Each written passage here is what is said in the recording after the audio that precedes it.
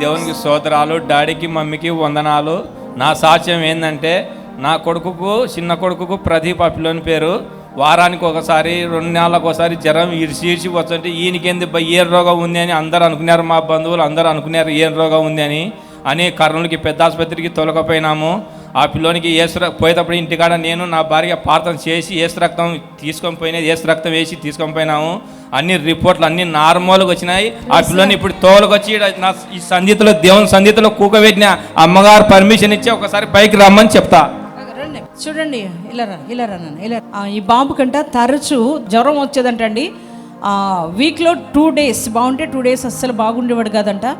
ఊరికూరికి జ్వరం వస్తూ ఉంటే పక్కవారు కూడా దగ్గు కూడానా విపరీతమైన దగ్గు జ్వరంతో బాగా బాధపడుతూ ఉండేవారంట.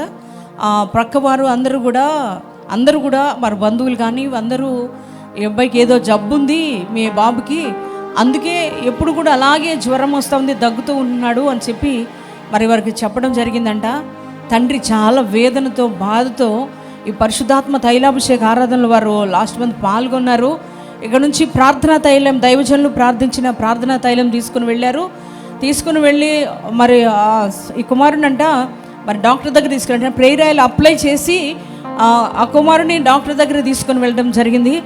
డాక్టర్ చూసి చెకప్ చేసినప్పుడు అన్ని రిపోర్ట్స్ అన్నీ కూడా కర్నూలు తీసుకుని వెళ్ళి బిడ్డకు చెకప్ చేయించారంటండి. ప్రార్థనా తైలం రాసుకుని సహోదరుడు ఒకటే ప్రేయర్ చేసుకున్నారంట, ప్రభువా నా కుమారుడికి ఏ జబ్బు ఉండొద్దు, అన్ని రిపోర్ట్స్ మంచిగా రావాలి, నా కుమారుడు హీల్ అవ్వాలి అని చెప్పి సహోదరుడు ప్రార్థన చేసుకుని వెళ్ళారు. అదే రీతిగా నా సహోదరుడు విశ్వాసం ప్రకారం దేవుడు అద్భుత కార్యం చేశారు. వారి బాబుకి నార్మల్ రిపోర్ట్స్ వచ్చాయి. అంత మాత్రమే కాదు, ఇప్పుడు హెల్తీగా ఉన్నాడు, ఫీవర్ కానీ ఏమీ లేదు. అప్పటి నుంచి ప్రార్థనా తైలం రాసిన దగ్గర నుంచి మంచిగా ఉంది. మీకు గట్టిగా చప్పట్లు కొట్టి ప్రభుకి స్తోత్రం చెప్పండి.